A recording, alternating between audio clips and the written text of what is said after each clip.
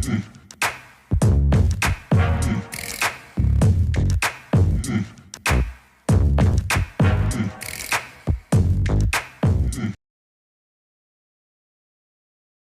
Friends, welcome to cinema ரசிகன். நம்ம இன்னைக்கு மூவி ரிவ்யூவில் பார்க்க போகிற படம் இந்த வருஷம் ஹாங்காங்கில் ரிலீஸ் ஆகி மிகப்பெரிய ஹிட்டான ஒரு மார்ஷியல் ஆர்ட்ஸ் ஆக்ஷன் ஃபிலிம். படத்தோட நேம் டொலைட் ஆஃப் த வாரியர்ஸ் வாலட்டின். இந்த படம் ஹாங்காங் வரலாற்றில் அதிகபட்சம் வசூல் பண்ண 2வது படங்கிற பேர் எடுத்திருக்கு. இந்த படத்தோட ஸ்டோரி அண்ட் ரிவ்யூ பார்க்குறதுக்கு முன்னாடி சினிமா ரசிகன் சேனலுக்கு இப்போ தான் ஃபஸ்ட் டைம் வந்திருக்கீங்கன்னா இந்த வீடியோ ஃபுல்லாக பாருங்கள். பிடிச்சிருந்தால் லைக் பண்ணுங்கள், கமெண்ட் பண்ணுங்கள். அப்படியே சினிமா ரசிகன் சேனலை சப்ஸ்கிரைப் பண்ணுங்கள். கூட பக்கத்தில் இருக்க பெல் ஐக்கானை தட்டி விடுங்க. அப்போ தான் நான் போகிற வீடியோஸ் உடனுக்குடன் சேரும். அப்படியே உங்களோட சின்ன ஹெல்ப்பாக இந்த வீடியோஸ் எல்லாம் உங்களோட ஃப்ரெண்ட்ஸ், ஃபேமிலி மெம்பர்ஸ் எல்லாத்துக்கும் ஷேர் பண்ணுங்கள். உங்களோட சின்ன ஷேர் எனக்கு ரொம்ப சப்போர்ட்டாக இருக்கும். வாங்க இந்த படத்தோட ஸ்டோரி என்னன்னு பார்ப்போம். இந்த படத்தோட ஸ்டார்டிங்லேயே வாலட் சிட்டி அப்படிங்கிற ஒரு சிட்டியை கட்டுறாங்க. அந்த சிட்டியோட பேக் ஸ்டோரி மாதிரி எக்ஸ்பிளைன் பண்ணிட்டு அங்கே ஒரு 2 பெரிய டீம் கடையில் சண்டை ஸ்டார்ட் ஆகுற மாதிரி தான் படத்தோட ஸ்டோரியே ஸ்டார்ட் ஆகும். அந்த சண்டையோட எண்டில் சைக்ளோன் அப்படிங்கிற ஒரு கேங்ஸ்டரோட டீம் வின் பண்ணுறாங்க. அவங்க அந்த வாலட் சிட்டியை தன்னோட கண்ட்ரோலில் எடுத்துக்கிறாங்க. ஸ்டோரி ப்ரெசண்டில் நடக்குது. ப்ரெசண்டில் ஹீரோ காட்டுறாங்க. ஹீரோ ஒரு அகதி. அவர் ஹாங்காங்கோட சிட்டிசன்ஷிப் அடையணும்னு சொல்லிட்டு ரொம்ப ட்ரை பண்ணுறாரு. அதுக்காக பெட் ஃபைட்ஸ்லாம் வந்து இறங்குறாரு. அந்த மாதிரி ஒரு ஃபைட்டில் வின் பண்ணுறாரு. அந்த ஃபைட்டை நடத்திட்டு இருந்த மிஸ்டர் பிக் அப்படிங்கிற ஒரு கேங்ஸ்டர் அவனோட சண்டை போடுறத பார்த்து அவனை பிடிச்சி போகுது.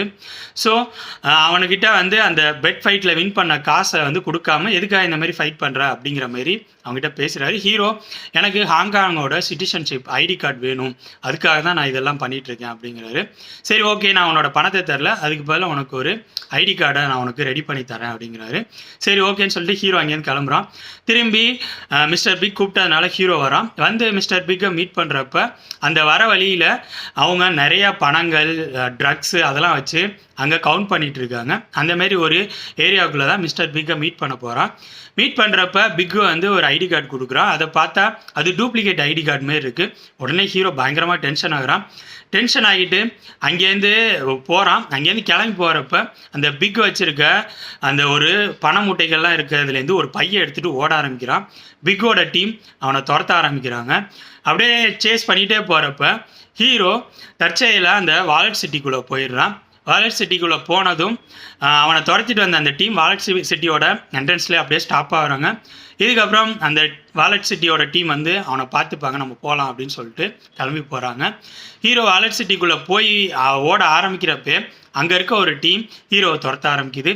இதுக்கப்புறம் படத்தில் நடக்கிற சம்பவங்கள் தான் டொலைட் ஆஃப் த வாரியர்ஸ் வாலட்டின். நெக்ஸ்ட் இந்த படத்தோட பாசிட்டிவ்ஸ் அண்ட் நெகட்டிவ்ஸை கலந்து ஷார்ட்டாகவே பார்த்துருவோம். ஃபஸ்ட்டு இந்த படத்தோட பாசிட்டிவ் ஆகப்பட்டது படத்தோட ஸ்க்ரீன் பிளே. படத்தோட ஸ்க்ரீன் பிளே என்னை பொறுத்த வரைக்கும் சுவாரஸ்யமாக தான் இருந்துச்சு. இந்த படத்தோட ஸ்க்ரீன் பிளேயில் 2 விஷயங்கள் தான் இருக்கும். ஒன்று, பரபரப்பான ஆக்ஷன் சீக்வன்சஸ். 2வது, அந்த படத்தோட நம்ம கனெக்ட் பண்ணுறதுக்கு ஏற்ற மாதிரி ஒரு ட்ராமா மோட். இந்த 2 விஷயங்களும் இந்த படத்தில் கலந்து மிக்ஸ் பண்ணியிருப்பாங்க. அந்த விஷயங்கள் என்னை பொறுத்த வரைக்கும் சூப்பராக ஒர்க் அவுட் ஆயிருந்துச்சு. ஆக்ஷன் சீக்வன்சஸ் பொறுத்த வரைக்கும் இந்த படத்தில் கிட்டத்தட்ட ஒரு 4 ஃபைட் சீக்வன்ஸ் இருக்கும்னு நினைக்கிறேன். கிளைமேக்ஸில் ஒரு பெரிய பயங்கரமான ஃபைட் சீக்வன்ஸ் இருக்கும்.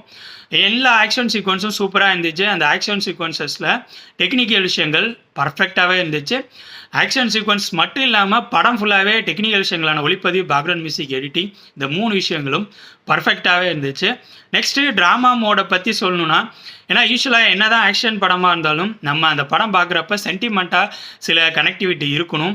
ஏன்னா சில விஷயங்கள் இந்த ஃபைட் சீக்வன்சஸ்லாம் இருக்கிறப்ப அந்த கேரக்டர்ஸுக்கு எதுவும் ஆகக்கூடாதுங்கிற சென்டிமெண்ட்டான அப்ரோச் நமக்குள்ளே உருவாகணும்.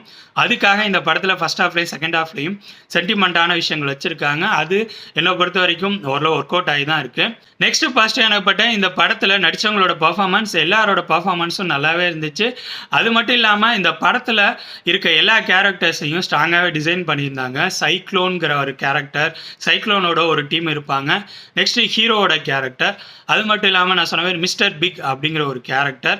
இந்த மாதிரி மெயின் கேரக்டர்ஸ் எல்லாம் ஸ்ட்ராங்காக இருப்பாங்க. அது மட்டும் இல்லாமல் மெயின் வில்லனாக வர கேரக்டர் பயங்கர ஸ்ட்ராங்காக டிசைன் பண்ணியிருப்பாங்க.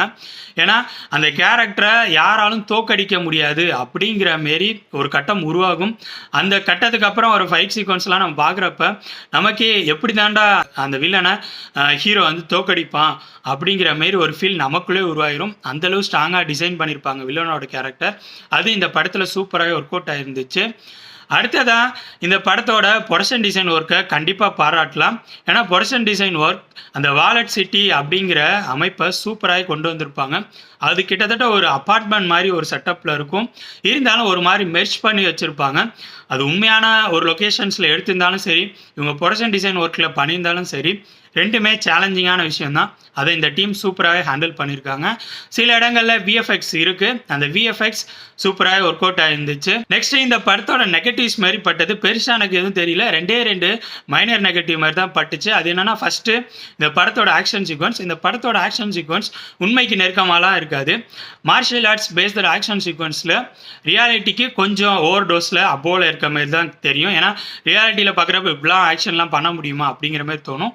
அந்த மாரி இருக்காது. இருந்தாலும் அந்த ஆக்ஷன் சீக்வன்ஸ்லாம் சுவாரஸ்யமாக தான் என்னை பொறுத்த வரைக்கும் இருந்துச்சு.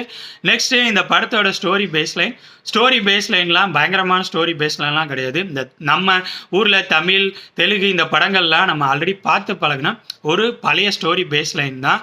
ஓவராலாக சொல்லணும்னா என்னை பொறுத்த வரைக்கும் இந்த படம் ஒரு நல்ல மார்ஷியல் ஆர்ட்ஸ் ஆக்ஷன் ட்ராமா.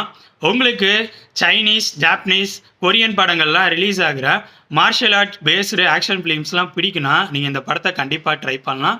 இந்த படத்தில் எந்த செக்ஷுவல் கண்டென்ட்டும் இல்லை. ஆனால் வயலன்ஸ் பயங்கரமாகவே இருக்கும். இதை மனசில் நினச்சிக்கிட்டு பார்க்கணுன்னு நினைக்கிறவங்க போய் பார்த்து என்ஜாய் பண்ணுங்கள். ஓகே ஃப்ரெண்ட்ஸ், இந்த வீடியோ உங்களுக்கு பிடிச்சிருக்குன்னு நினைக்கிறேன். தேங்க்ஸ் ஃபார் வாட்சிங். இந்த வீடியோ பிடிச்சிருந்தா லைக் பண்ணுங்கள், கமெண்ட் பண்ணுங்கள், ஷேர் பண்ணுங்கள். அப்படியே சினிமா ரசிகன் சேனலை சப்ஸ்கிரைப் பண்ணுங்கள். கூடவே பக்கத்தில் இருக்க பெல் ஐக்கானையும் கிளிக் பண்ணுங்கள். அப்போ தான் நம்ம போடுற வீடியோஸ் உடனுக்குடன் உங்களுக்கு வந்து சேரும். தேங்க்யூ.